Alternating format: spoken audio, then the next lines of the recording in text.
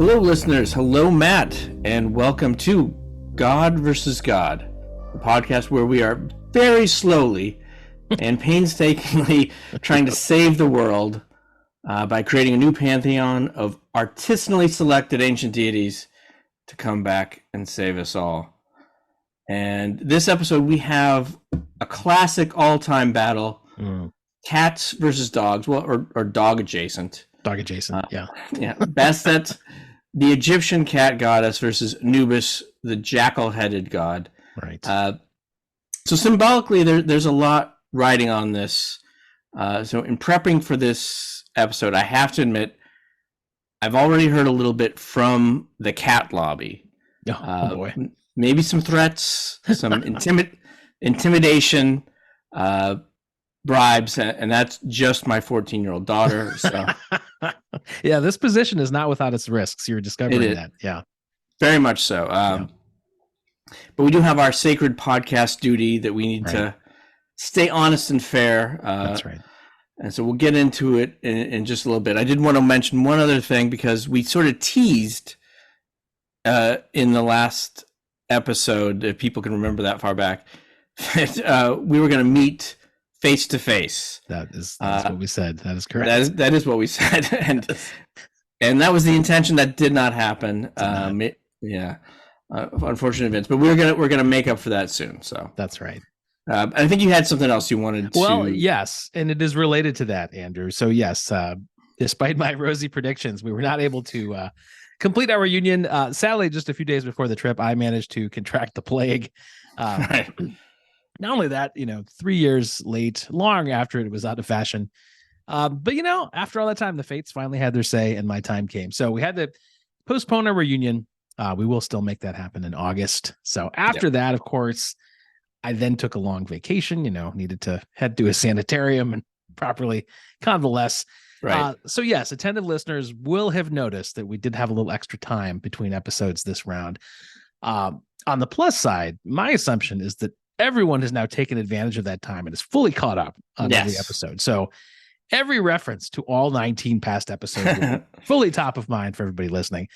So yeah, with that explanation, that out of the way, now that we're all current, plague free, tanned, rested, ready.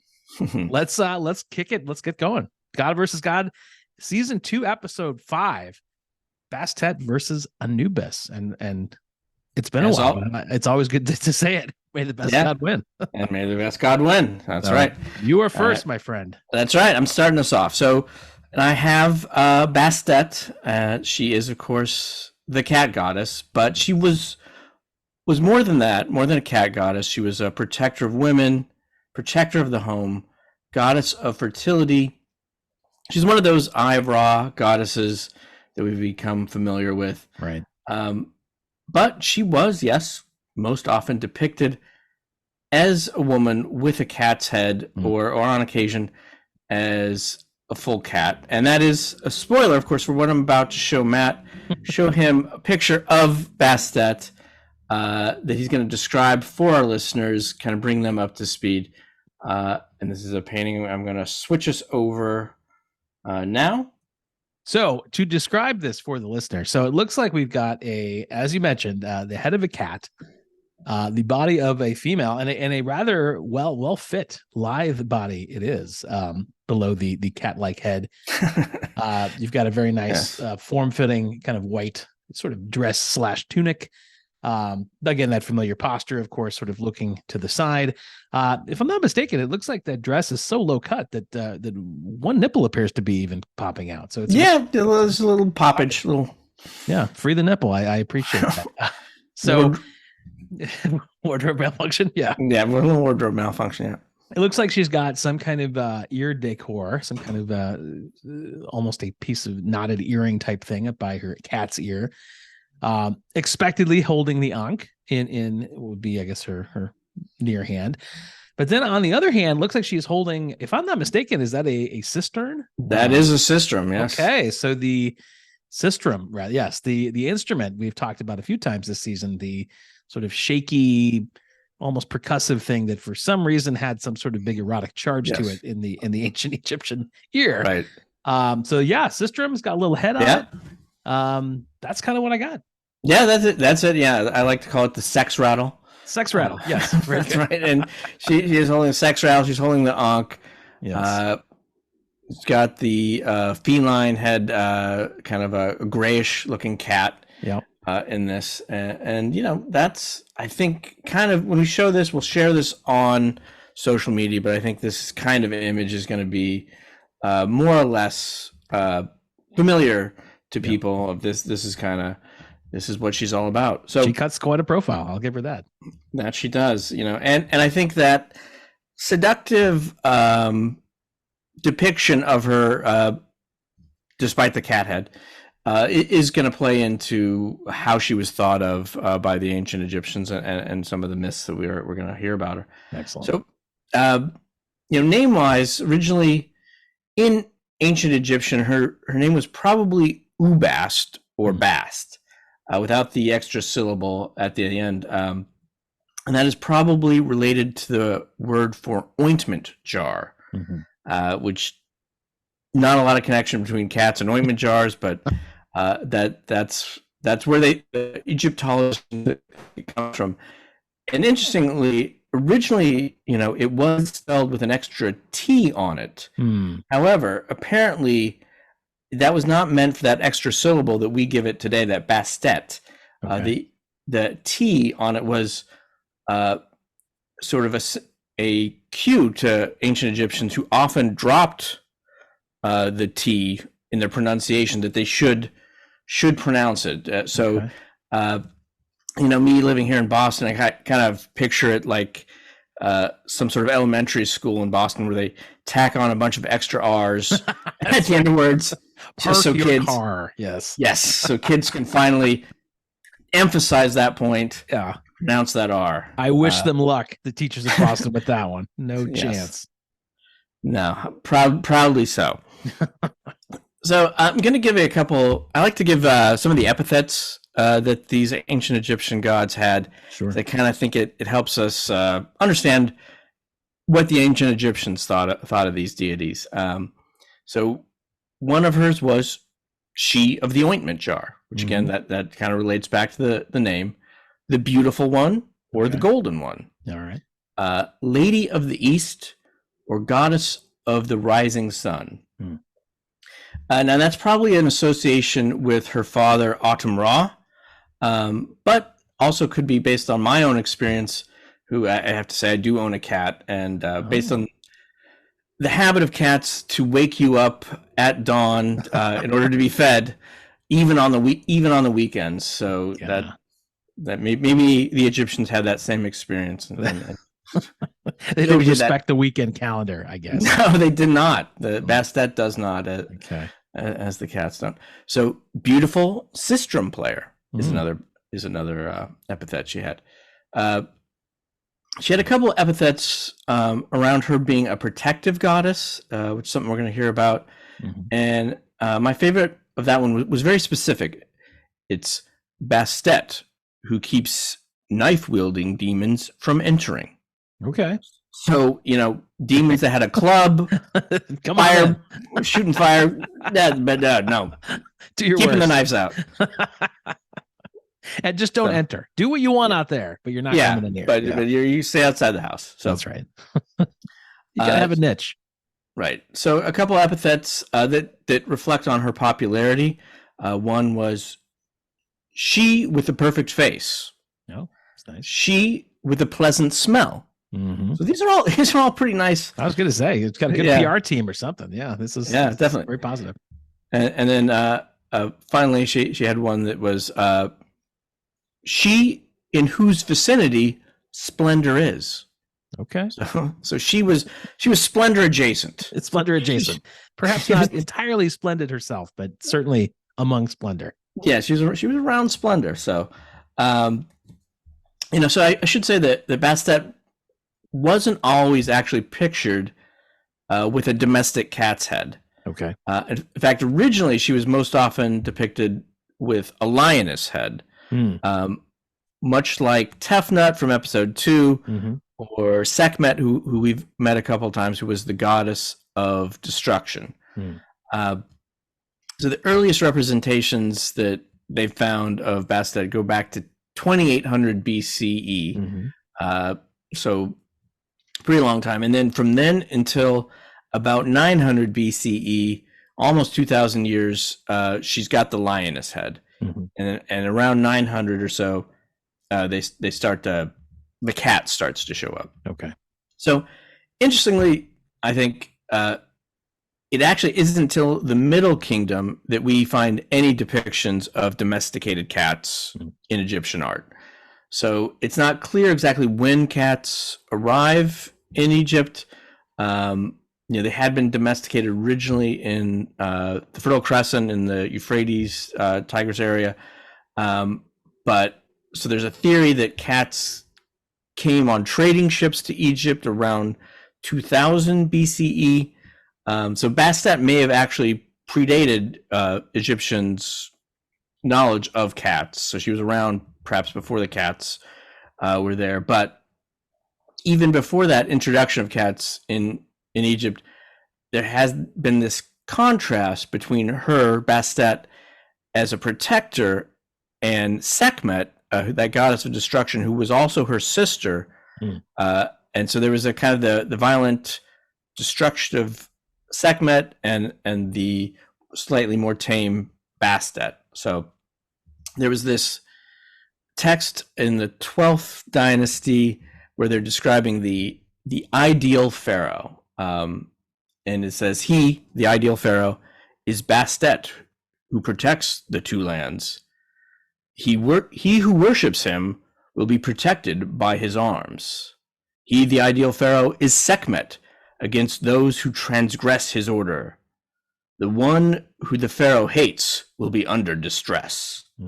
So, F around and find out, really, is what they were saying. Before its time, yes. Yeah. So that's the shorter, more modern version. Yes. But he'll protect you if you're respect the law, but if you step out of line, watch out. Yeah. So again, the parentage of Bastet, at least on her mother's side, is a little bit of mystery. So most sources say Ra was her father, but there's not a lot of consensus on who her mother was, which is kind of interesting. There was some later notion that maybe it was Isis, who we met recently, and that there's some connection there because Bastet, in her cat role, also becomes a goddess of fertility and home protection, which would connect to Isis, who was kind of a motherhood goddess. That's right. So that makes some sense. But as I noted earlier, like Sekhmet, who was also the daughter of Ra, is at least her half sister. Right.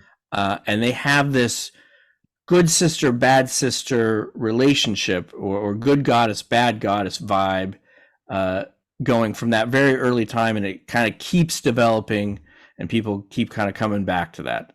So Sekhmet and Bastet, being goddesses, they have to take the good sister, bad sister act further than is maybe advisable or tasteful. Sure. And they end up both marrying the god Ptah, who's this craftsman god. So they have the original sister wives. Okay, yeah, sister wife goddesses, perhaps. So marrying this guy at the same time. Yes, at the same time. Yes. Okay. But from this marriage with Ptah, Bastet has her son Mahaz, who is a lion-headed god of war and temple protection, and then she also has the son Neferetum, who was associated with the god of the blue lotus flower and creation. So, right. So she has that, comes out of that, and then eventually, it is this dichotomy is probably what leads Bastet to become associated with that less dangerous domestic cat rather than the lioness. But there are some mythological versions of that transformation.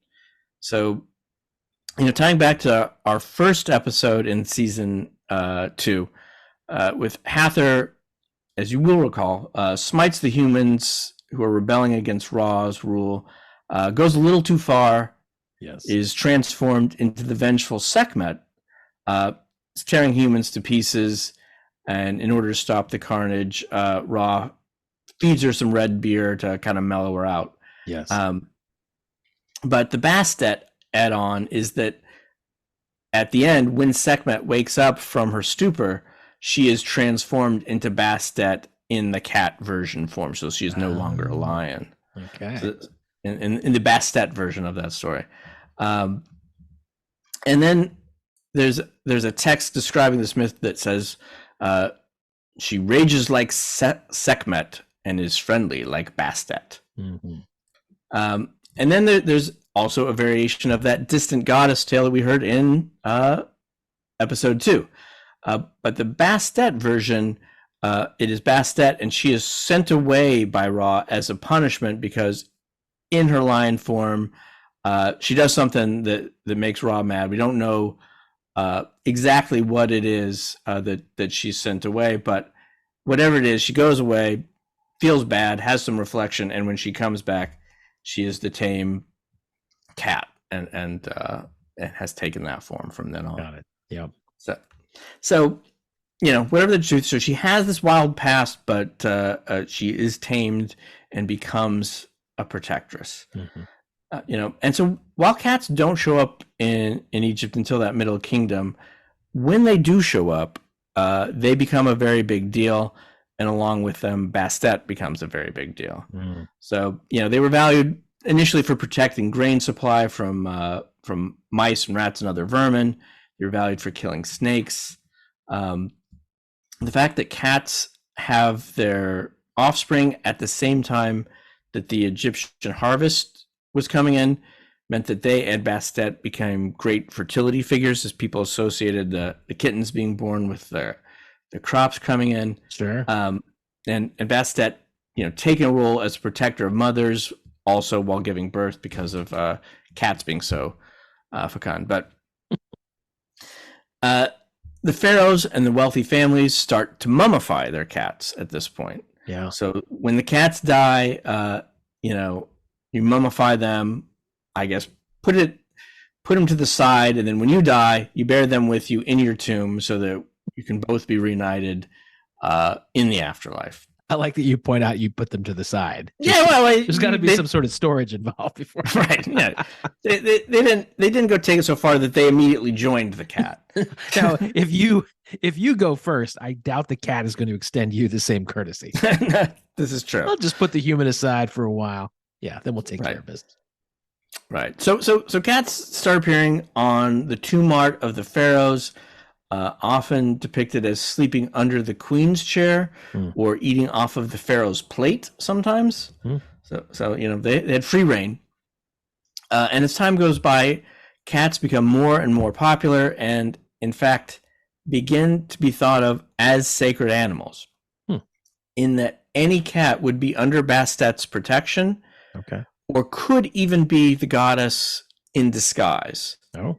And therefore it becomes punishable by death to kill a cat. My goodness. In ancient Egypt. This is kind of during the Ptolemaic phase. So just because it could be a goddess.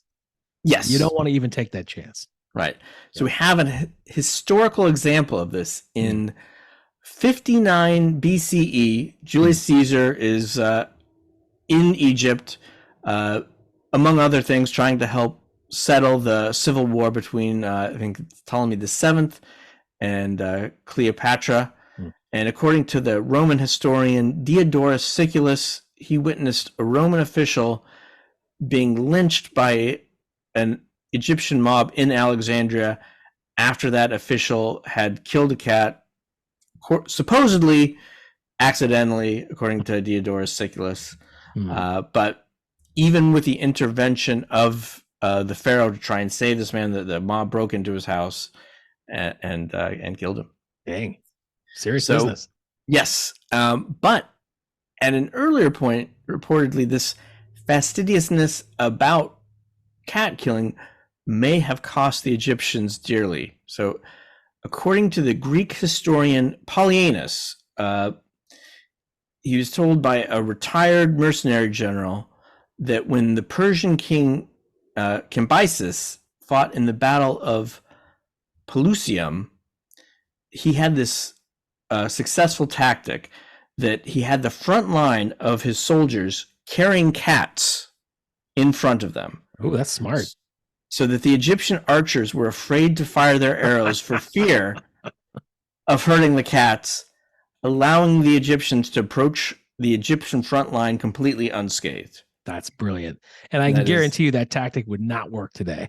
No, it would not. It may cause the attack to come quicker. Yeah. And I'm not sure if the Persians held on to their cat shields during the actual battle, like a cat in one hand and a spear in the other. I don't know how successful that part would have gone. No, it sounds bad. Yeah, but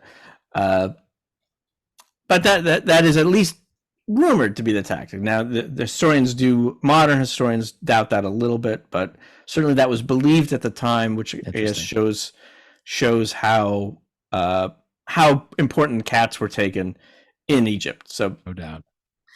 Now, this association with cats and protection, doesn't mean that Bastet was a pussycat herself in the metaphorical sense. A couple of texts refer to the fire of Bastet or the heat of Bastet, making it seem that she had some sort of firepower. She's also attributed with 7 arrows made of demons. And, not a lot of description there, but I do like to picture these as actual little demons with crash helmets on that she's trying to string up to her bow and shoot at her enemies. Yeah. But, maybe because the unwieldiness of the demons, the surviving battle depictions we have of Bastet, she's actually armed with a knife rather than the 7 arrows. And in those depictions, Bastet is part of the great tag team match of Egyptian gods against their mortal enemy, Apophis, the great serpent of chaos. So Apophis is, of course, most famous for every night trying to stop and inevitably failing to stop Ra's solar bark on its overnight trip through the underworld in order to get back into position in the morning. So I know you compared him at least once to the Washington Generals. That's right. Every time gives his best effort, but just doesn't quite close the deal. Yes, but to be fair, that I did find in this research that the Egyptians thought, like, when there was something that happened, like an eclipse or like a really big storm, that maybe he got close. Maybe he's due. Yeah. Okay. He rocked the boat a little bit on that. I like it. Yeah. Sending it into overtime, but. In any case, Bastet was one of those deities who would lend a hand or, in this case, a paw to help defend the boat. And that makes sense because, cats would at times, as I said, fight off snakes in real life ancient Egypt. So in addition to defending the boat, Bastet is reputed to have had a couple of other engagements with Apophis. She is shown on one wall painting on the tomb of Inarkahu, which I'm sure I'm pronouncing correctly. Sounds definitely. Who's a high palace official under Ramses III. But she's shown in full cat form with one paw holding down the head of Apophis, while the other paw holds a knife slicing the great serpent body in two in order to defend the tree of life and knowledge, which is behind her. Okay. And then a second story. Yeah. So in a second story, apparently, Ra had tired of being on the defensive every night, like letting the battle come to him. So he decides to take the battle to Apophis. And at first he calls on some priests of his to find Apophis in his lair and cast some spells to seal him in. But unfortunately, there's a problem because Ra's the god of the sun, and his power and his power of his priest's magic comes from light. It's very light centric, and they needed some light. But Apophis's lair is hidden deep in a cave in the underworld where absolutely no light could reach. So the priests were not successful. So who do you send in when there's a battle in the dark? Well, you send a cat because a cat can see in the dark. So okay. So Bastet assumes her cat form, takes that trusty knife, travels down to Apophis' lair, and kills him yet again. And of course, this is just as successful as all the other killings of Apophis. No more, no less. He comes back again. He does. But no indication that he stayed dead. But maybe they got a night or two off on the boat. Yeah, there you go. So it wasn't for nothing. And I would suspect that your home is now free of snakes all the time because of having a cat around. Yes, that's true. We have very few snakes inside our home. Which knock wood. So she had fire, she had arrows of demons, she had that knife, but there were other ways that she could do damage to a wrongdoer. Now, so as you may recall, I left a little bit of a cliffhanger in the Thoth episode, telling the first part of the Setne the First story. Or maybe I should say I left things up in the air as there weren't hanging at that point, because as you may recall, Setne, Prince of Egypt and magician, was after the Book of Thoth, a powerful magic book written by the God of Wisdom himself. Yes, we all recall that. Yes, and we last saw him naked in the street. That's right. With his erect member in a clay pot. An unforgettable image. Yeah. So then we have record scratch, which I assume you'll put in after that effect. Yeah. Record scratch. Setne turns to the camera and says, "Yeah, that's me." You're probably wondering how I got it. So to recap, after hearing the tragic story of how the possession of the book led to the death of the previous owner and his family, Setne pauses for less than a second and goes to take the book from the ghost via a game of checkers. But the book is too powerful for mortal hands, so the gods are going to have to retrieve it. But he does have the book, at least for a time. So a little later, Setne's in the temple of Ptah, and he sees the most beautiful woman he's ever seen in his life. And he sends his servant to find out who she is, and is told that she is the priestess of Bastet. However, we're going to find out that this is Bastet in disguise. But so Setne, ever the charmer, has his servant go up to her, say, "I'm the son of the Pharaoh, and I will pay you 10 pieces of gold to sleep with me." So she declines, says, "No, but why don't you come up and meet me at my home in Bubastis," which is the center of Bastet's worship. So Setne takes a boat trip up there, goes to her house, which is a grand, beautiful townhouse in the city. He's offered food and drink, but he says, "Hey, let's do what we came to do." But the priestess says, "No. You will return to your house in which you live. I am of priestly rank. I am not a low person. If you desire to do what you wish to do with me, you must make for me a deed of maintenance and of compensation in money for everything, all goods belonging to you." And he said to her, "Send for the scribe." So he signs over all of his possessions. Wow. Right there on the spot. And then must have been really feeling it. He was feeling it. Then the priestess puts on a sexy dress.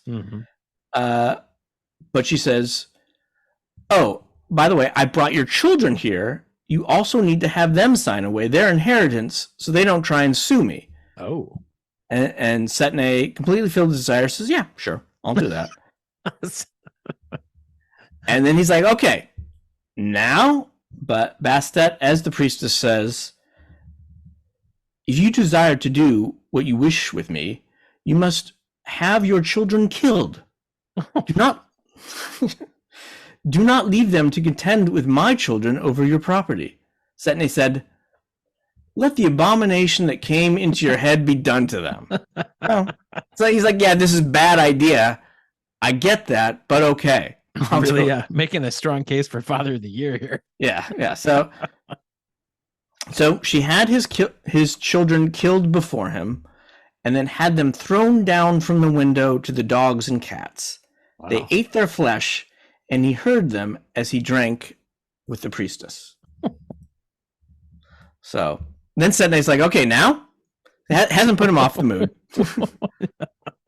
he's still keen. So they go into a back room and they lie down on a couch.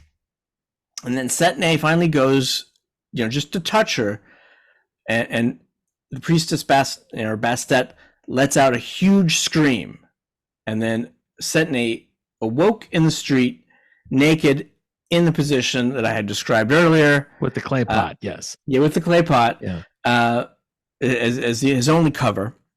Okay, so that explains at least what the clay pot was functioning for. It was a gesture of modesty, perhaps. Okay.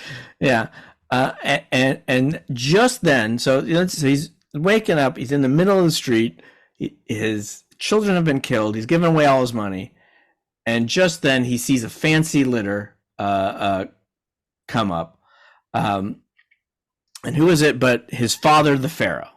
Oh, and he tells him, you know what? Actually, the kids are safe. They're back in Memphis, but I think we should take this as a warning from the gods and return the book to the tomb.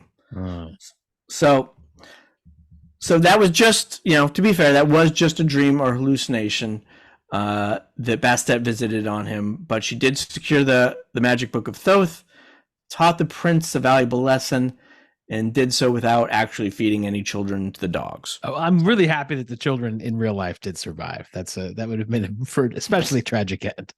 Yes.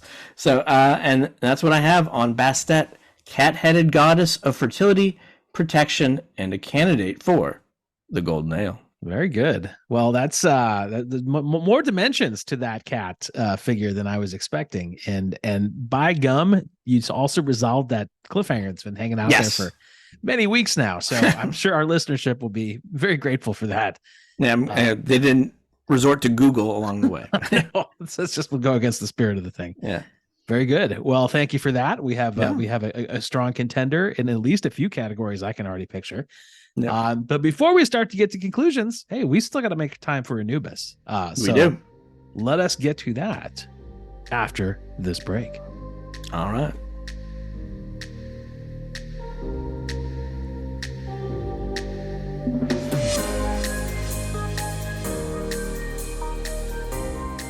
And we are back. Welcome back for part 2 of this episode, season 2, episode 5. We are diving in now to Anubis.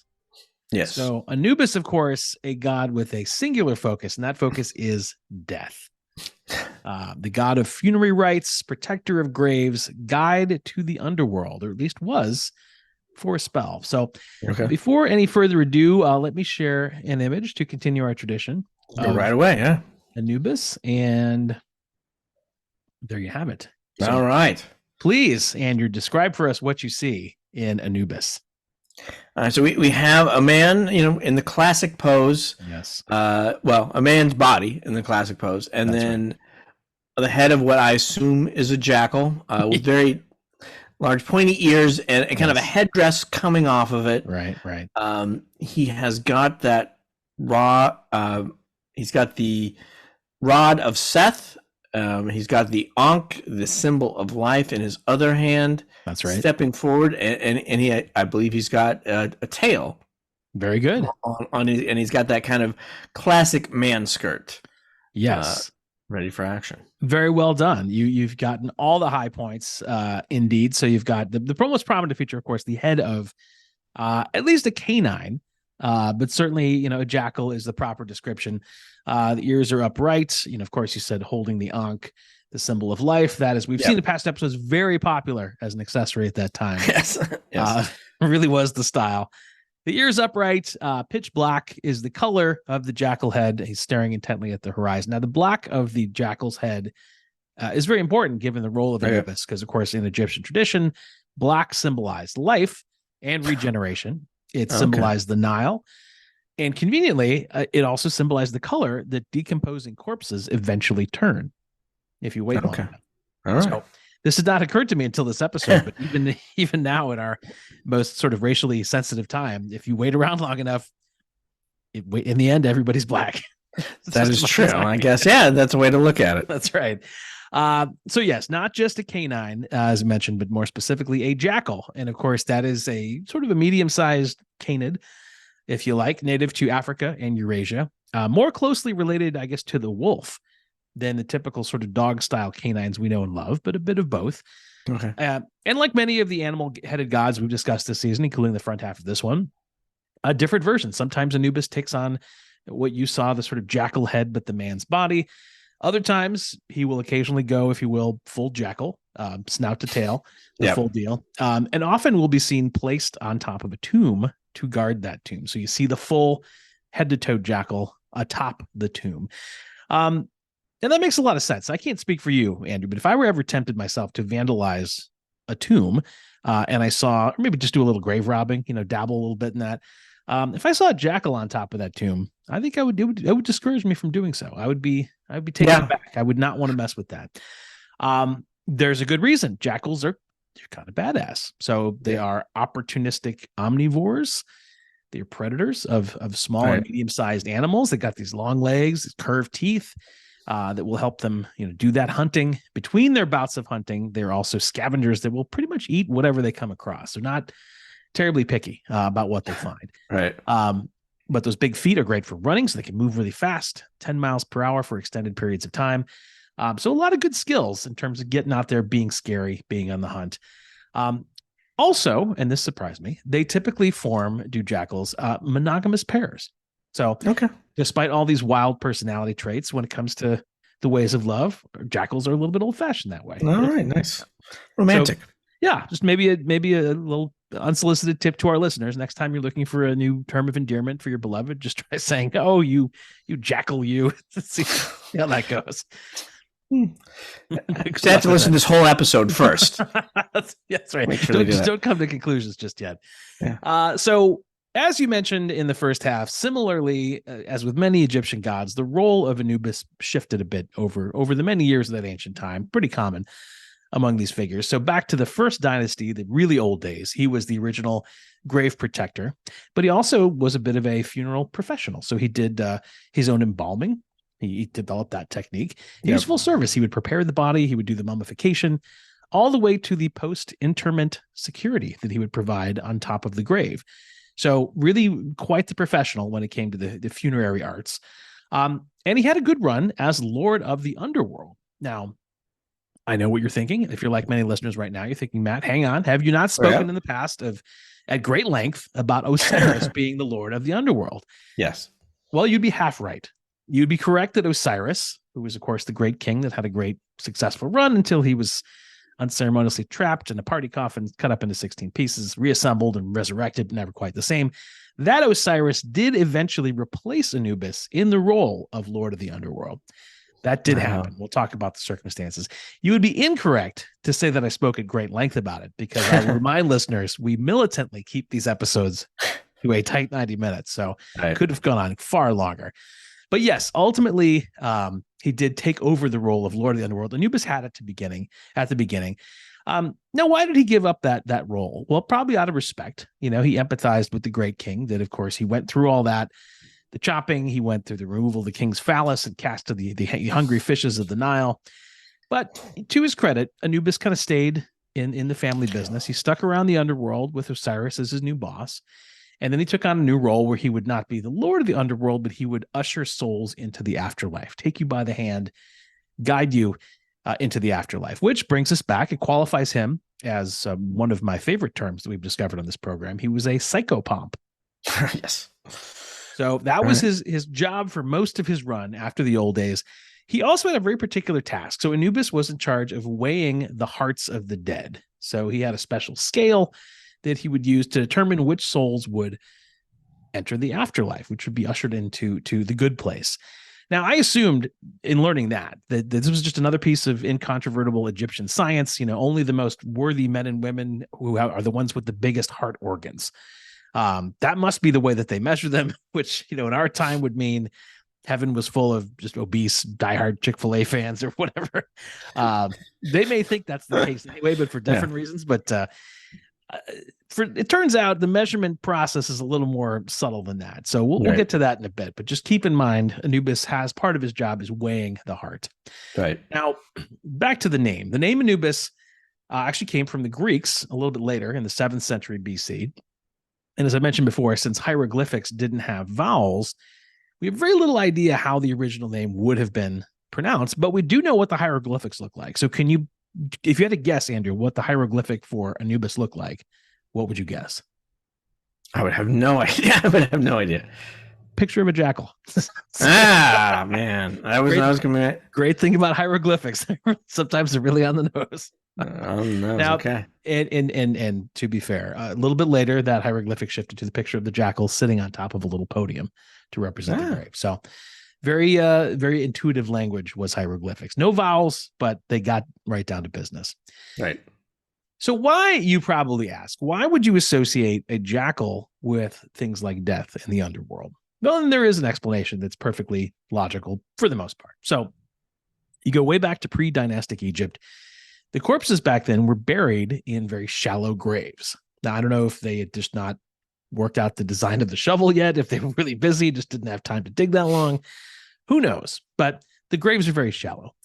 At the same time, you'll also recall jackals are scavengers, always looking for their next meal. So given this combination, given the tendency to be scavengers and the shallow graves, jackals were known widely to just dig up human bodies and have themselves a little feast. It was very easy to get to them. So at the time, to the jackal, a cemetery is like an old country buffet, lots of tasty options to choose from, easy access, your food in various states of decay, but it's all right there in front of you.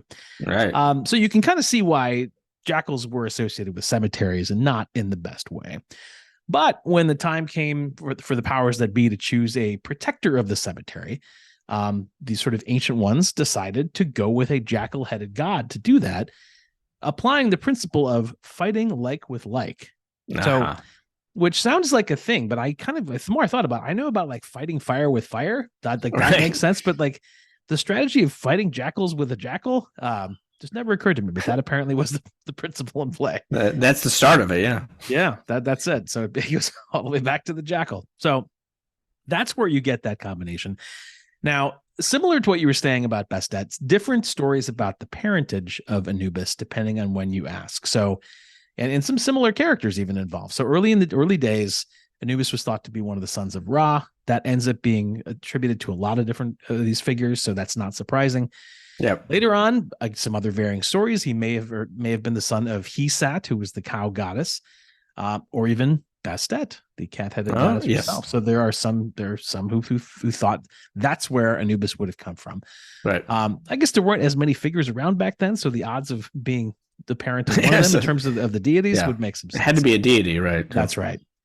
So that was possible, but Plutarch, I think, had the best explanation, at least for me, and he claimed that Anubis was the illegitimate son of Nephthys and Osiris. So this takes us back, of course, to episode 2. You'll recall Osiris slept with Nephthys, who was his sister, but it was an honest mistake because she was disguised as her sister Isis, who was his wife and also his sister, but not the right one. So he was tricked into sleeping with the wrong sister, the one he wasn't married to. So as a result of that, a love child arrived, according to at least the Plutarch version. Nephthys didn't want her husband Set to find out about the love child. You may recall, as the god of chaos, he could be a bit hot-headed. Maybe wouldn't have taken that news very well. So she, in this telling, abandoned the little bastard, and that's not a term of derision, just a description. Sure. Out in the woods. And so we see another instances of infant exposure, which we saw a lot of in season 1 and encountered quite throughout this program. So the baby is exposed. A pack of dogs ends up finding the baby Anubis. Now, presumably they were drawn to the fact that he had a jackal head, so they figured they had something in common. The dogs led Isis to the location of young Anubis, where she discovered him and raised him as her own. So again, props to Isis. Her husband gets fooled into this thing. The child is born. It's not her biological child, but the dogs bring her the baby to her, and she raises him as her own. So any of these stories could be plausible as a backstory for Anubis. This one feels just the most on brand for the ancient Egyptian season. So we're going to go with this one. We're going to pretend that's where he started. And it actually gives a lot of more meaning to some of these other stories, because, when Anubis ends up giving up his title as Lord of the Underworld for Osiris and essentially getting demoted to Psychopomp instead, if we take this story, in this version, he's not just doing it for his beloved former king, he's doing it for his old man. So he's kind of a consolation prize. You've been through enough, Dad. It's a little heartwarming. So please take my big job. Right. I will be your psychopomp. Not surprisingly, Anubis has some later connections to some of the Greco-Roman traditions. So there is a natural kind of merger in some circles later with the Greek god Hermes. Yep. Who, of course, you covered as his Roman version, Mercury, way back in episode 9. In that marriage emerged with Hermes, Anubis then took the name Hermanubis. All right, yeah. Rolls off the tongue. I consider that to probably be that word was the hoobastank of its time. Please meet Hermanubis. Anubis. But of course, that connection was fitting to Hermes, since they were both sort of guides of souls to the afterlife. Right. And non-surprisingly, because of his canine nature, Anubis was also associated with some other famous pooches of the Greco-Roman tradition. So he was running in the same circles as Sirius up in the heavens, as Cerberus, the fearsome god of Hades. They were all friends. All the canine-based deities, they all hung out. They all played poker and had a good time.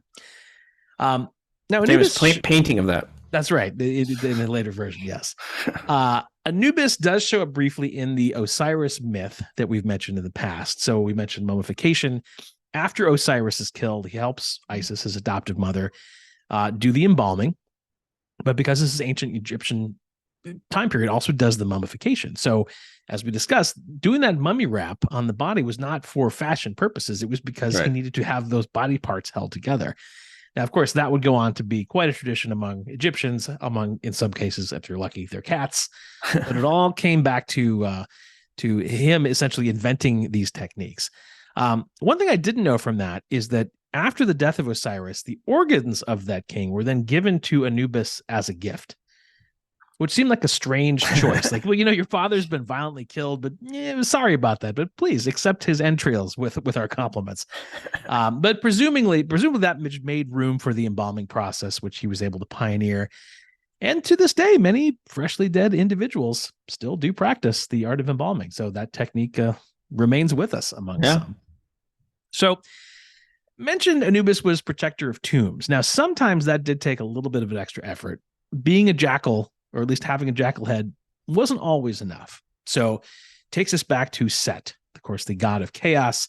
Yeah. Not only responsible for the killing and dismembering of Osiris, but at some point he just couldn't get enough chaos. And he decided to attack the corpse of Osiris, to attack his grave. Luckily, the grave was being guarded, but he decided to do this, and Set, in order to do it in style, he decided first to transform himself into a leopard, just to add a little extra drama to the occasion. Yeah. But Anubis was on the job. He was guarding the tomb, as was his responsibility. And not only does Anubis stop and subdue Set, he takes a moment to teach him a few lessons for why not to do that. So first of all, he takes Set, brands his skin with a hot rod. Okay. And not like one of those cool classic cars. No. I'm talking about an actual heated rod.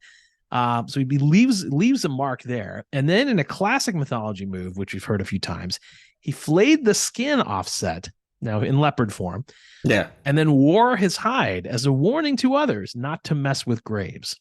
Wow. So I suspect this was effective. Like just seeing a jackal wouldn't be enough of a deterrent for most sort of grave-related shenanigans. But a jackal wearing a leopard skin, I would definitely behave myself around that kind of security. So right, for sure.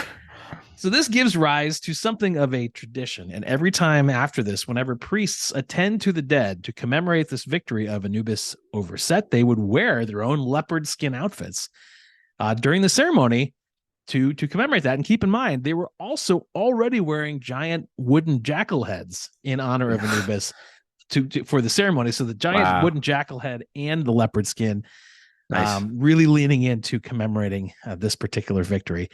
Was also not the last time the priests would be known to dress rather flamboyantly, but at the time, even that was quite something. Yeah.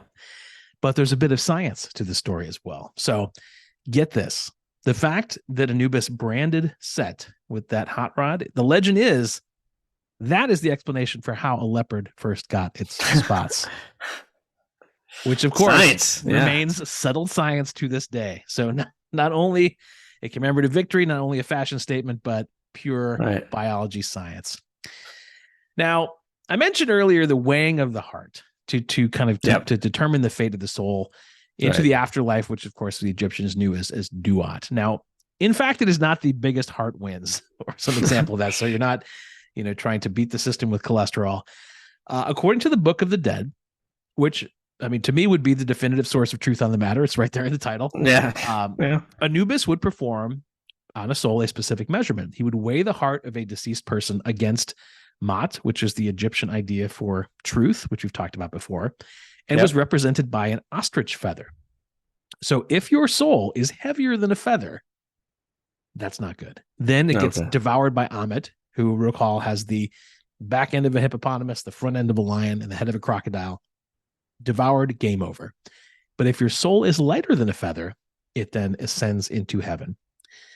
Now, by all accounts, and in lots of artistic renderings that survive, and there are many, Anubis took his measuring job very seriously. You see lots of images. If you're wondering next time you're at the museum why there's so many images of a jackal-headed guy working a big scale, a heart on one side, a feather on the other, this will explain That's serious business. That's right. And he took it seriously. And whether he was at work or not, Anubis, I think, remains one of the most widely depicted figures in Egyptian art. He shows up a ton. There's lots of well-preserved statues. There's paintings. There's even this big mobile shrine that was found within the tomb of King Tutankhamun. Many of these can be viewed at the New York Metropolitan Museum of Art, which, of course, they were no doubt acquired through entirely legal and ethical means. But he's everywhere. Very, very popular. And very heavily worshipped was Anubis. And I think for a good reason, because he gave people hope. I mean, everybody, similar to your upfront chapter, protection is key. And everybody likes the idea of their body after death not being messed with, of having a security system to not be on the other end of grave shenanigans. So everybody wanted to be on Anubis's good side to make sure he would protect them when the time came. So to that effect, there were lots of prayers for Anubis that were written on gravestones. We're going to learn, I think, in our categories that his character in later stories was often used as that of a villain. He becomes this sort of scary, demonic figure with armies and all sorts of vengeance. But in the context of ancient Egypt, we're dealing with, he was certainly seen as a good guy. He was very much liked, worshipped, and respected for all of his good work. So that's where we leave Anubis, the jackal-headed god who's took his job very seriously, looking over the dead, weighing souls against feathers, pioneering embalming, and on at least one occasion celebrated his great victory over an invading agent of chaos by wearing a fabulous leopard skin coat. Excellent. Wow. So multifaceted story as well, but that is Anubis. So takes us to, as you said up front, this classic cat versus dog showdown, and we'll have to do our own weighing of their various pros and cons, which we will do after this, on the other end of this. So stay tuned. See you in a minute. All right.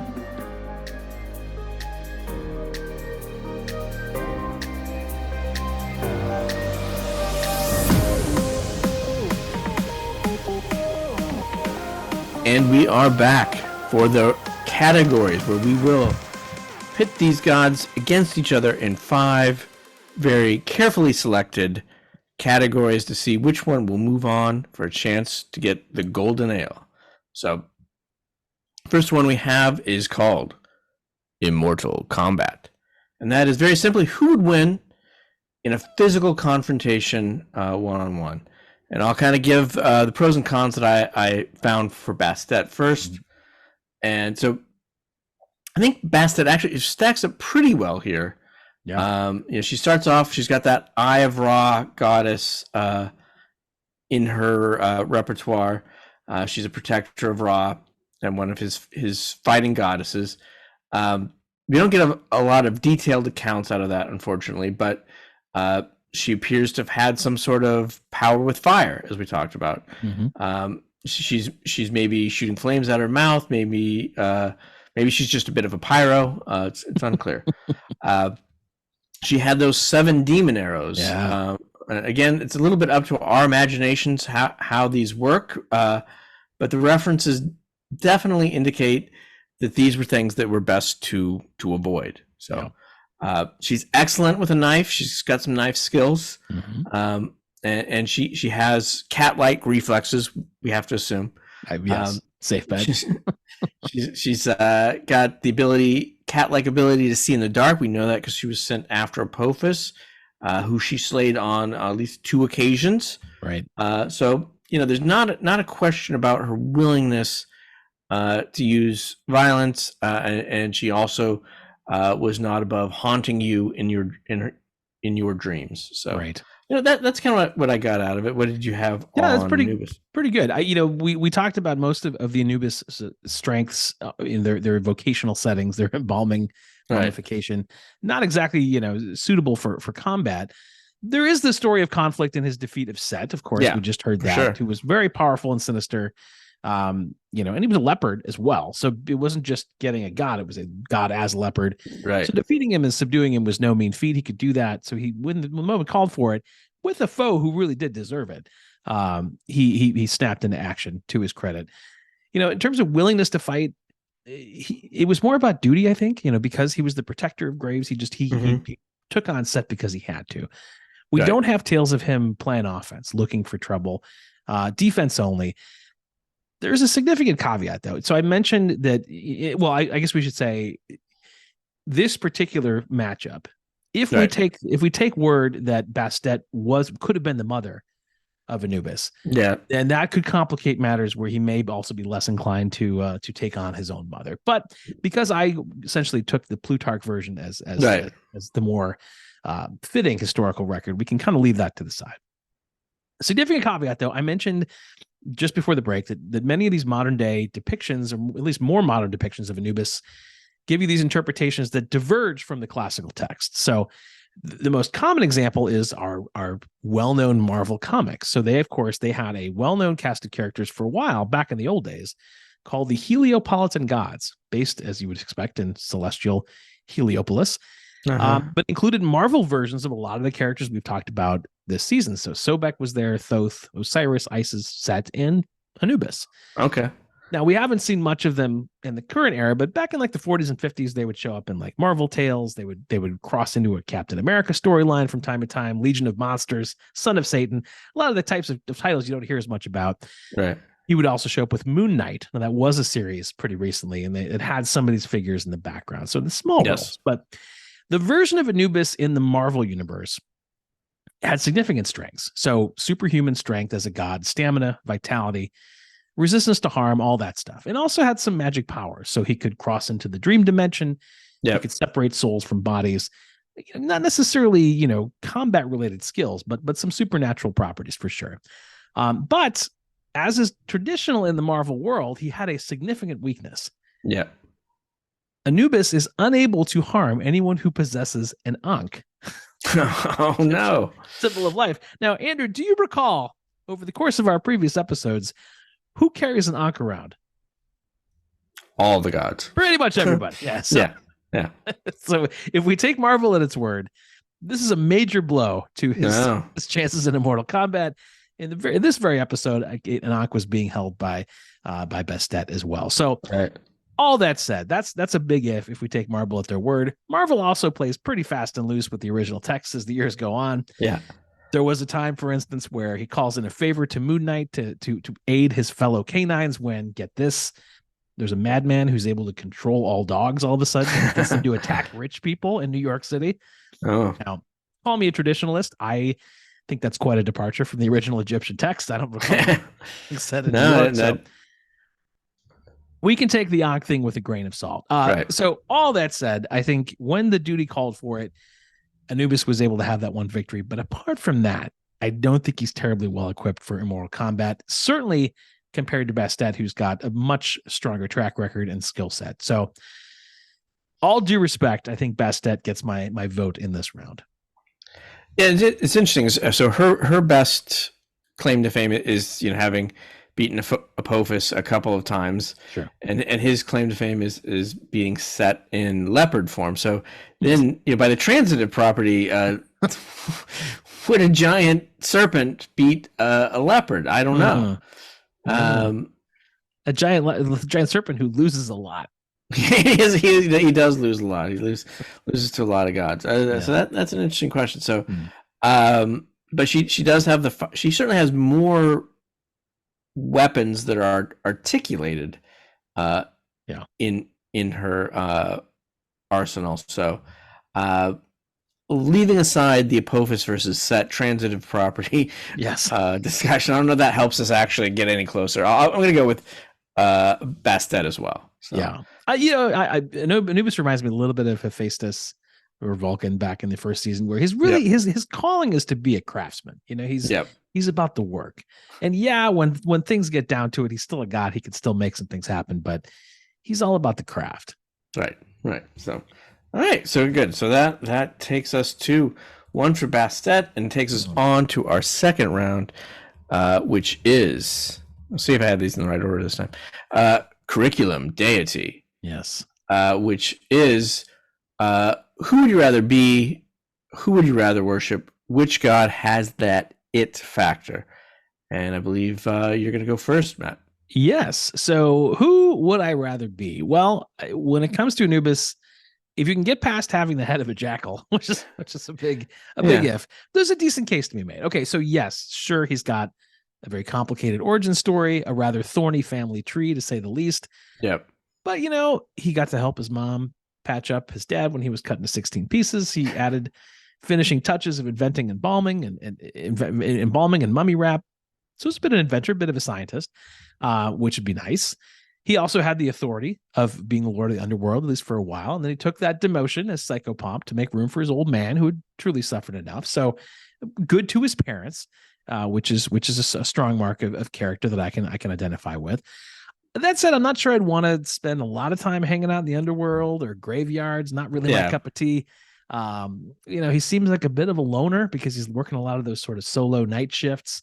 I think there are stories of him having kind of a female counterpart that would have been a partner, but most of his accounts are really, he's doing the work, he's working the scale, he's doing watch. Now, it's important work, and he did it well. Pros and cons. So a bit of a mixed bag there in terms of whether you'd want to be him. Worshipping, pretty good story. So he was heavily worshipped, as I mentioned before, had this cult center in Sinopolis in Upper Egypt. Memorials built everywhere. He was universally revealed in every part of Egypt, which, as a worshiper is good just for pure convenience sakes. Yeah.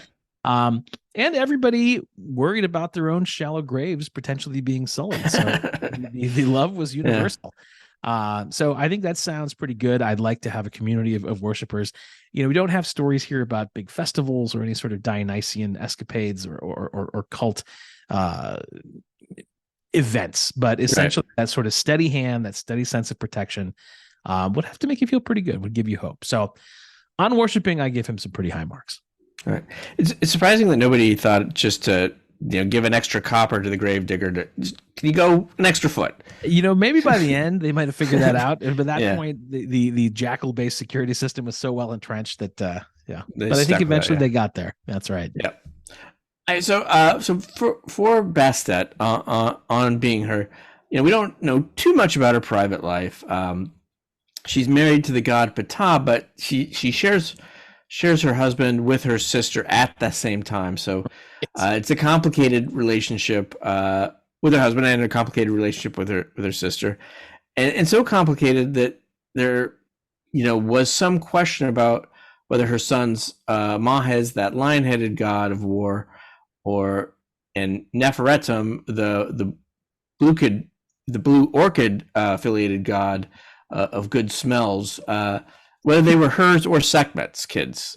So twist from modern times where there's a paternity test may be needed, but this is a maternity test was not available to them, so nobody quite knew. So of course, much like the rest of the Egyptian pantheon, Bastet spent some time on the Sunbark. Sure. She had to put in her hours there. That's right. Had those special missions to battle Apophis. Mm-hmm. But when she wasn't hanging with the gang on the Sunbark, Egyptians believed that she spent a good part of her time just being a cat. Taking her time off, she just nap in the sun. Nap in the sun. And of course, as a cat, she would have night vision, Sure. But interestingly, I found that cats don't actually have that good a vision overall. They're a little nearsighted, and they see a more limited array of colors. Okay. She also, would have been a full carnivore, so somewhat similar to your diet, Matt. Yeah, absolutely. Very much so. But then again, I found that cats have a very limited sense of taste, with only about 5% of the taste buds that humans have. Oh, wow. So, that kind of limited diet, limited taste. So that they, so even if you spring for like the high end fancy feast, that's that's a scam. That's definitely a scam. Good. I hope you're not doing that. Yeah, no, not at all. So, but other than that, we did, as you said, cats sleep about 20 hours a day. So I imagine that when she took that time off, she probably spent a good amount of it just sleeping in the sun. Yes. But in terms of worship, we get the two eyewitness accounts. One from the father of historians, Herodotus, and Herodotus happened to visit the city of Bubastis, which was the center of Bastet worship. And he describes her temple in the center of town as pleasant to behold, surrounded by tree-lined canals on three sides, with a long, wide road leading to the main entrance. So nice place to go. Lovely. Yeah, go have some worships. And he also describes Bastet's main festival, which took place while he was there. And this is to quote from Herodotus, and he says, "When the people are on their way to Bubastis, they go by river. A great number in every boat, men and women together. Some of the women make noise with rattles, others play flutes, all the way, while the rest of the women and then the men sing and clap their hands. As they travel by river, whenever they come near any other town, they bring their boat near the bank. Then some of the women do as I have said. Some shout out mockery to the other women of the town. Others dance. Others stand up and lift their skirts." They do this whenever they come alongside any riverside town. But when they have reached Bubastis, they make a festival with great sacrifices, and more wine is drunk at this feast than in the whole year besides. Wow. It is customary for men and women, but not children, to assemble there to the great number of 700,000, as the people say. So, huge festival. Yeah. They have this sort of caravan of rowdy people leading up to the festival, and then when you get up there, you could also make a sacrifice of a cat at her temple, because in the temple, thousands of cat mummies were also found. So a lot of you can't kill one on the outside. No. In the temple, you can sacrifice one. Fish, if the priest gives it, like, this is not Bastet blessing. Okay. This cat has been cleared, and then you can send the message to Bastet that cat can go live with you, and please protect our home, or something like that. Very nice. So yeah, so it's interesting. They both have kind of, we don't have a lot to go out, I think, for their private lives, but kind of reading between the lines, hanging out with the dead. It's kind of hanging out with the dead versus hanging out on the solar bark, Yeah. Well, I mean, one's a boat. I think you've convinced me a little bit. There's, on the being side and the worshiping side, boat travel is involved. There's copious wine on the Bastet side. There's skirt lifting. You don't see any of that stuff in the graveyard or in the scale room in the afterworld. Right. I think you've convinced me. I think Bastet gets my vote on this round as well. Yeah, I think I'm going to give it to her. I think she's got some interesting stories. Got some variation in the being. I don't know that cat head versus jackal heads really moved me anyway. But she looked pretty good in that dress at the beginning there. So I think she wears it well. She does wear it well. Absolutely. Yeah. Yeah. Right. I feel even bad, casting these votes, because I myself want to make sure my own, corpse is not sullied by those who would proffer shenanigans. But it's part of our responsibility. We got to vote the way we see it. Yeah, that's true. Consequences be darned. Yep. It's sacred duty. Uh, and then we go on to our third category, which is good God. And that is simply is who's got the better character, which one of these deities? And I'll go first with Bastet. And she does pretty well here, I think. She was definitely seen as a protector of the home, women and children, as that softer counterpart to her sister Sekhmet. Right. That said, there were some hints of some darker, more dangerous side. She had those demon arrows, and there were some spells in the Book of the Dead that talk about avoiding Bastet and avoiding the plague that she had sent. So it doesn't really go into it any more than that about what the plague is or how often, but at least somebody felt compelled to write into the Book of the Dead that they had avoided her plagues, and another one said that he has not touched Bastet, and it made in a way that was implied that there was some sort of danger there in getting too near her. Okay. But that said, she manages to get the book back from Setne without any actual violence, just some lots of graphic imagined violence. But yes, but she uses that sort of imagination and hints, puts it in his mind that this is what can happen, more of a warning than actually carrying through on it. So so some good and bad there. Yep. Yeah, I think Anubis makes a pretty strong case in terms of character. I mean, we talked a second ago about him honoring his parents with some of those nice gestures. Certainly had the courage in terms of character to conquer Set in that confrontation. Yep. Now, in terms of stylistic points, branding with the hot rod, the flaying, the wearing of the leopard skin, that may have been a little demonstrative for my taste, a little showboaty. But I'm sure it's a big moment for him. So he embraced it. The character of protecting the safety of dead bodies, I think something we can all get behind. Lest we forget the importance of such things. If you did not get embalmed or mummified in ancient Egypt, if you were, for instance, too poor for that, their technique was to just stick your body in the sun for 2 months until you became like a human raisin. And then they just did away with you from that. So in that sense, Anubis was providing a valuable service. Right. At least those who could swing it, he was able to help people avoid that fate of just being left out there for 2 months. Yeah. Yeah. So I feel pretty good about the character side of it. I think he will get the edge on this one. He's not as sexy or flashy of a figure that you'd want to be, but I think character-wise, pretty solid. I think he has that sense of duty that he was willing to kind of be layered by his father in the org chart. And, That's right. He took it willingly, and still he didn't let it affect his work by any accounts.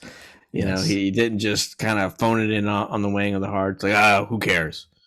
And after all those years of weighing feathers and scales, feathers and hearts, you might get a little bored of that, but he stuck to it. Yeah, you treat each one as important as far as we know. That's right. I'm going to go with you on this one again, and I think that pulls us 2-1. Yes, with Bastet in the lead, and us coming on to our fourth round, which is iconography, and that's simply who has more influence, who has the better legacy. So I'm going to let you start off with Anubis. Yeah. So as I mentioned earlier, Anubis was often portrayed in later times as part of that legacy as a sinister figure, which is understandable to a degree. You've got a jackal head. That's pretty scary. People are bound to make some hay of that. So you have a lot of works that kind of cast him as having these evil powers, leading dangerous armies, bit of a nefarious reputation in a lot of those works. As I mentioned earlier, not a fair thing. In his time, he was definitely considered one of the good guys. He was weighing your soul. He was giving you the afterlife by the hand. He was protecting your corpse from invaders. So you have to balance, even though there's a lot of characters out there that are bad guys. I think he's still, the truth is still that he was a good guy. But in terms of the name showing up, so Anubis shows up in an impressive range of animal species, for instance. So Anubis is the name of a beetle. of a genus Okay. of the Anubis beetle. There is an Anubis baboon, who is a primate from the old monkey family. Which, I mean, think about it. If you start as a jackal and your name's attached to a baboon, that's kind of a promotion, right? Yeah, Moving in the right direction. Not bad. And to round it out, he is also Anubis is carried on the name of a fossil that was discovered pretty recently in 2021, Pheomycetus anubis, which is a type of sort of monstrous whale that lived 42 million years ago. Okay. So, in terms of legacy, if your name can carry a beetle, a baboon, and a long extinct monster whale, good range, pretty good legacy right there in the animal kingdom alone. Right. In literature, Anubis was the name of a popular fantasy novel from 2002, popular to an extent. The author was named Ibrahim Cooney, a Lebanese author. And the rundown of the book is it involves mythologies, incest, patricide, animal metamorphosis, and human sacrifice. So as a book, it's either like a great, summer beach read, or it's just one that essentially resembles any episode of this podcast. Yeah, exactly. That sounds right up our alley. It's our sweet spot. The author is a bit of an odd duck, this Ibrahim Cooney from Lebanon. And in an interview with the author recently, it contains this quote to kind of explain some of his work. And I'm quoting here. He says, "We must slay our father in order to search for our father. We must slay our father in order to find our father." So the guy's clearly, really life of the party kind of guy. Certainly makes me feel like a better son by comparison. So since we're recording this just a few days in advance of Father's Day, keep in mind, if you need a subscription for a Father's Day card, just go with that. We find the Anubis name on many of the usual spots. He's an asteroid. He's the name of a disc in Frisbee golf, naturally. It's the name of a space colony in the novel 3001, which is a sequel to 2001. Various video games as some of these darker figures. Anubis is the name of a progressive rock band from Australia. I listened to a little bit, very serious, very long songs. Not the kind of whimsical breeziness I would expect from our Australian friends. Much more dour. Right. As for baby names, and I don't often look at this. This is more your department, but I was tempted this time. Not a popular choice no. in the past, which makes sense because the name means God of the Dead. It's quite a thing to saddle a kid with. However, after many years of a BPM rating between 3 and 6, now BPM is babies per million. This is the metric used for baby naming. So the BPM was 3 to 6 a year, babies per million for Anubis. So really low, but jumped from 6 in 2020 or 2022, which seems a little high, even that, to this year, an impressive 114. What? Yeah. So the BPM is like off the charts, and it's only June. This is not even halfway through the year. So it's hard to say what's causing this leap in Anubis named babies. I don't know if there's been a resurgence in keeping baby jackals as pets. Or I can't imagine what. But, so yeah, Anubis is on a tear. So watch your baby announcements because it could be coming to a home and a baby shower near you. Yeah, well, maybe it's that Australian prog rock band. I guess it could be. Yeah, maybe all boats are rising. Yeah. So that's the kind of span of legacy that I've seen. A little bit of literature, a little bit of baby naming. But not a bad showing for a god who's been out of the picture for a long time. Yeah, no, that's very interesting. All right, so we often mention that kind of the Egyptians are less culturally connected, kind of the English-speaking American world than the Greeks and Romans were. But I think these are two pretty good representatives of the Egyptian pantheon. So I was just going to go some of the things that I found researching this. And so there's a Bastet watch from the company Zazzle. And there is a wristwatch with a picture of Bastet on it. Okay, so that's nice. There's a Bastet dance and fitness studio in California, and this is a women-centric dance and fitness studio. And they don't ever say on their website, why that is the name, but they definitely picked it. So for some reason, they're the Bastet studio. Yeah, there's the Bastet is a skin that you can acquire in the video game Overwatch 2. And so these skins, you and I are not gamers, so we're a little out of our depths on this, but Very much so. Yeah. but it is a skin that you can acquire as your player. So you take on the skin. So for a time, your player becomes Bastet, but then you have to get something in order to be able to achieve that level. Sure. And when that came out, when that was featured, there was the first ever Overwatch short story about Bastet. So she also appears in the very popular video game Assassin's Creed. I have heard of that one. Yes. Yep. So, and there is you mentioned asteroid. There is the 4257 Ubasti asteroid, which was discovered in 1987, and it is approximately 1.5 kilometers in diameter. Okay. There is the Bastet Society Perfume of the Month Club. Oh. So that you can join that on the internet, the Bastet Society, and we do know that she was, goddess of the ointment jar, and that she had a good smell. Reportedly, I was going to say that all connects now. Yeah. Yes. So from their website, it says, "Welcome to the enchanted world of extraordinary scents. The Bastet Society is our most high-end perfume line, where Kate has the opportunity to work with some of the most costly, exotic, mystical, and rare aromatic materials available to us.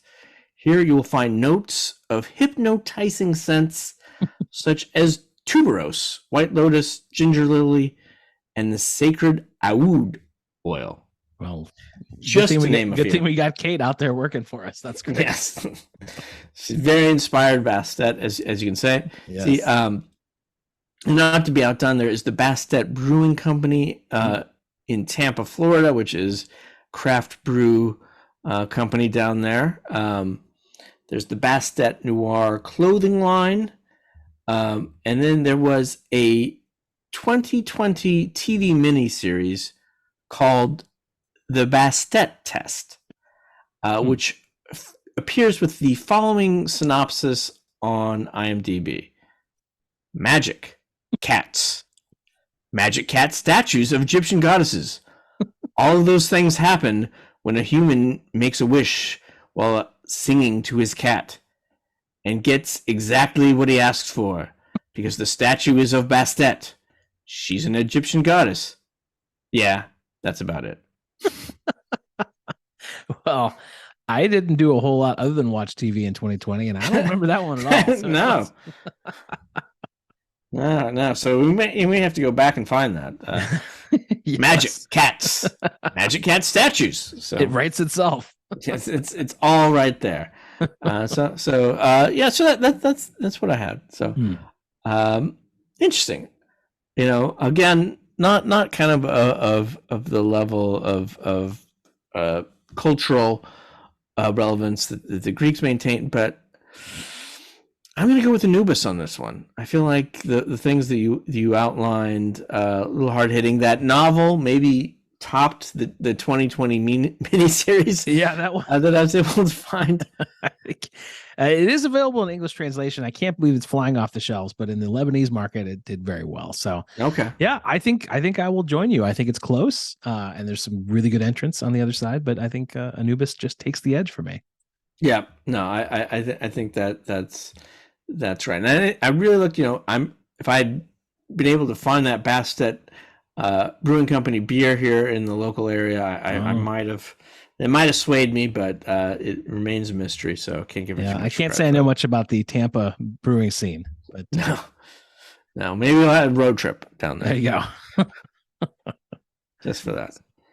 All right, so we are all. That means, of course, Matt, we are all tied up heading into the final final deciding round, which is the pressure is mounting, the tension is high. Yes, the ever important. And very soundly chosen matinee idol. Yes. Where we decide whose life story would be translated into the best TV miniseries or movie. And I believe I'm going to go first on this one. Okay. So Kind of lots of different ways. I felt like I could have gone with this. It could have been a cat lady who haunts men's dreams. Obviously, just going with Catwoman take was tempting. But actually, that relationship, the good sister, bad sister relationship with her sister Sekhmet, kind of called me back. Oh, sure. So I have in mind this character of Catherine Bastet, who's a homicide detective. So we open on a grisly murder scene where a couple of drug dealers and their girlfriends have been torn to pieces. There's blood splatter is everywhere. The forensic team is on site. Find a couple stray fingers not attached to any of the corpses, but they do have a couple of bite marks in them. So grisly scene. Detective Bastet, we learn, is dedicated. She's there to serve and protect. She's also happens to be married to a hipster pottery artist and has a couple kids. But in the course of the show, more grisly and apparently vigilante-inspired murders turn up, often with collateral casualties all around, just in a bit of a wild scene. So, and these we find out are actually often connected to cases that Detective Bastet was herself investigating. Oh, so interesting. And then at the same time, she begins to suspect that hipster pottery husband is cheating on her. Okay. Especially when she finds some hotel charges on her credit card and some risque undergarments back of her closet. So, in addition to her police investigation, she starts tailing her husband, hoping to find out who this mystery woman is. Yeah. However, eventually the investigations cross paths when Detective Bastet realizes that the mystery woman that her husband is sleeping with may also be the vigilante killer. Oh my! And is using her case files to find her victims. All of which culminates in a climactic scene where she confronts the vigilante woman, who looks startlingly like her. A fight ensues, where eventually Bastet gets the gun from the woman and shoots her, only to realize that she herself is also the vigilante killer. What? That is twist upon twist. That is twist upon twist. So that aspect of her is just another side of her. Wow. So a little Fight Club in there. I was going to say a little Tyler Durden. What becomes of the pottery would be cheating husband? Does he get away scot-free? It was his wife the whole time. So he wasn't cheating on her. He wasn't cheating. Her. Yeah. She didn't know. That's the other twist. That's pretty good. That's fascinating. I think that's very, very marketable. You could sell that tomorrow. Yes. All right. Outstanding. Well, it's a tough act to follow, but let me see what I can do. So I think you used the word interpreted in teeing up the category. Yes. There's sometimes a bit of poetic license, creative license that goes into some of these framings. And when I thought about it, as honorable as Anubis is, and as much as we can admire a character who, does embalming, guards cemeteries, may not be as much of a gripping film or limited series. And right. Frankly, I think modern day audiences could also have a hard time identifying with a hero that has, like the head of a jackal. So for the purposes of this Matinee Idol installment, I drew inspiration from that Marvel comic version of Anubis that I mentioned briefly, who dealt with a madman who was causing dogs to attack rich people in New York City. So it's it's in the Marvel comic book record, so it's in the canon. But I figured since Anubis was such a bad guy in later interpretations, I'm going to make him the villain. So he is actually the villain. Anubis is the bad guy. He's the madman. And now we've got ourselves a movie. So we open with our jackal-headed protagonist, anti-hero, if you like, and he's sort of bemoaning his life. He hasn't had a good upbringing. He's thinking about his incestuous conception, being the bastard of the wrong brother-sister combo in the family, the unmarried ones. But he's doing his best. He's plugging along. He's working an overnight security gig at a New York cemetery, but barely making ends meet. As you can imagine, Anubis is also unlucky in love. We assume it probably has something to do with him having the head of a jackal. It certainly doesn't help. So one night at his kind of lowest point, he's sitting in his seedy Bronx studio apartment, just seething against his fellow New Yorkers who just have what he doesn't. They've got wealth and they've got love. And suddenly he just breaks his silence and he howls into the night in despair. And of course, being sort of both dog and wolf as a jackal, it's a natural thing. And he howls into the night, but he hears something surprising come back at him. He hears in return the howling of the roughly 600,000 fellow canines across the city in unison who all howl back at him. And at a certain point, it just becomes too much, deafening. So Anubis just yells, "Silence!" And as soon as he does, all the dogs obey. So he realizes in that moment that, yes, this humble security worker now knows he has a godlike power to control the mind of every dog in New York City. So he makes it his mission in that moment to exact his revenge on all the people who have what he doesn't, the richest folks in New York. So he casts that spell. The next morning, all across the Upper East Side, we see this montage of Shih Tzus, teacup Chihuahuas, little Yorkshire Terriers, all suddenly activated by their new master. And one after another in this montage, they savagely attack their fancy pants billionaire owners. And inspired by the carnivorous nature of the jackal, they also make a meal out of them. So they not only they attack them, but dine out on them as well. Now, this catches on across all 5 boroughs throughout the morning to all types of dogs, big, small. They emerge from penthouses and townhouses, those skinny little billionaire skyscrapers, all with their fangs drenched in the blood of the very well-to-do of New York City. Not only that, but of course, the dogs take a cue from the legend of Anubis that we know about, and at first decide to brand their victims with, you guessed it, hot rods. So that's a little extra added bonus, giving them those marks as revenge. But some of the more ambitious murder pooches then double down, and they flay their victims, and they wear their billionaires' hides as a cloak. So nice. It's really quite a scene. It's like, wow, that's quite a winter cape you've got there. Wait a minute, is that a Goldman Sachs partner? What is that? And who are you wearing, miss? Is that Ralph Lauren? It's like, yes, I am actually wearing Ralph Lauren.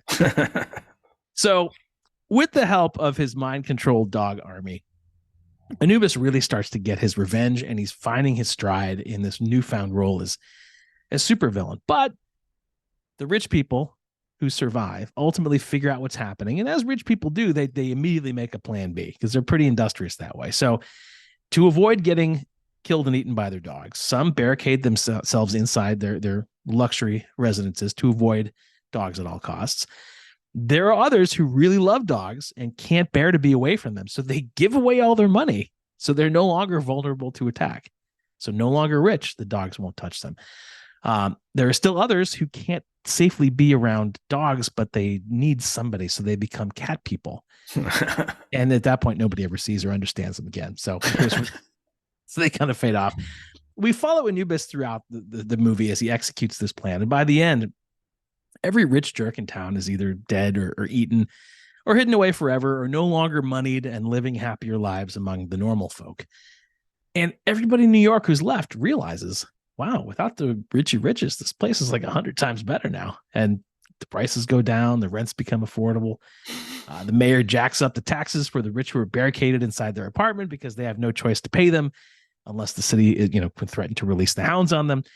So eventually it's discovered not only is this a much better New York, but it is uncovered that Anubis, our once humble security guard at the graveyard, is the mastermind behind this dramatic improvement. And so he becomes very popular. He becomes the toast of the town. He's celebrated by both the men who are left in New York and the beasts who's influenced. And because of that, he even manages to find love in his newfound popularity. So he gets everything he always wanted until the final scene. Because some rich guy, some tech billionaire decides to create a GoFundMe account in Anubis's name. He gets all his rich friends to pour billions of dollars into it. So suddenly Anubis is newly wealthy and a billionaire himself. And because of that, and a tragic twist for our anti-hero, his army of ravenous dogs has no choice but to devour him as well, because he is now a rich person.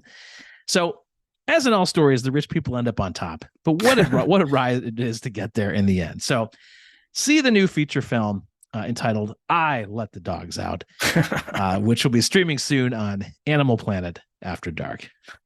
Excellent. There you go. There we go.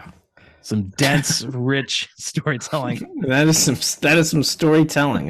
So you thought you had some twists. The communist canine, yeah. Subtitle. I think as sociologically interesting as that is, I think I'm going to go with Bastet on this one myself. I think as much as I do appreciate the plot twists and the unpredictable ending of yours, I think I'm going to go with Anubis, which I think that brings us to a tie. Do we have the tiebreaker? I'm going to have to fire that up, but I should have it here in. We haven't had to resort to the tiebreaker in some time. No, that's true. I have to remember where I put it. So, and so I will invoke the fates. Fate button is to be invoked. Here we go. Anubis. Anubis is the winner. Anubis is the winner. According to the fates as articulated through an Excel spreadsheet. Yes. So there we have it. Our first tie of the season. Yes. Closest battle yet, obviously. But came out with Anubis, the dutiful hound protecting bodies, is going to move on with that chance for the golden ale. Very good. Well deserved at the end of a hard day, perhaps. Indeed. And a tough fought battle it was. Well, that will wrap it up for us. We are slowly but surely assembling a new pantheon for our final competition to end the season coming up in the episodes ahead. But for now, that will be a wrap on episode 5. Slight victory by Anubis in a gripping tiebreaker. Yeah. We'll leave it there. Our thanks, as always, to the great Andy Snow for our theme music. As always, this podcast, as you well know by now, millions of listeners, is available through a number of platforms through which you receive it. Also, a reminder of our playlist, the Spotify playlist, new for season 2, where 2 specially selected songs for each episode will be posted when the show drops. So don't miss it.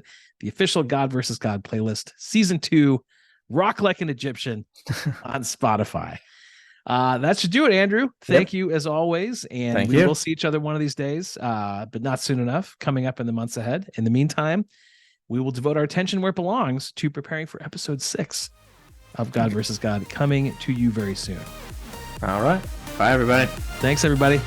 Bye.